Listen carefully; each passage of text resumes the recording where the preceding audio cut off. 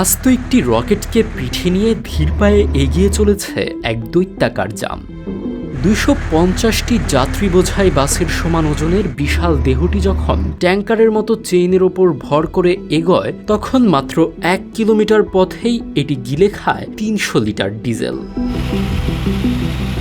৫,৫০০ horse power engine কাজে লাগিয়ে ৮১ লক্ষ কেজি ভার বহনের অবিশ্বাস্য সক্ষমতা রয়েছে এই যানটির।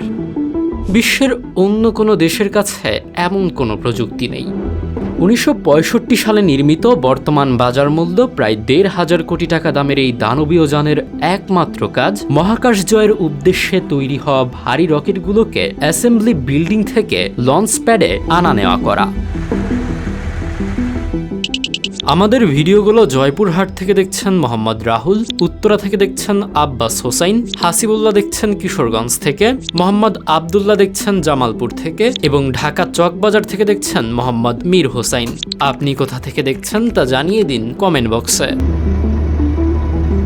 নাসার ফ্লোরিডা সেন্টারে গুরুদায়িত্ব পালন করছে এমন দুটি ক্রুলার ট্রান্সপোর্টার। ১৩১ ফুট লম্বা যানগুলো ঘন্টায় মাত্র ১.৬ কিলোমিটার বেগে সন্তর্পণে চলে। এর বিশেষ হাইড্রোলিক সিস্টেম ৫% ঢালু পথেও রকেটকে ০.১৬ ডিগ্রির বেশি বাঁকতে দেয় না। ঐতিহাসিক অ্যাপোলো মিশন ও ১৩৫টি স্পেস শাটল পরিবহনের পর বর্তমানে আর্টেমিস ২ রকেটকে লঞ্চ প্যাডে পৌঁছে দেওয়ার নেপথ্যের মূল কারিগর এই অদ্বিতীয় যানটি।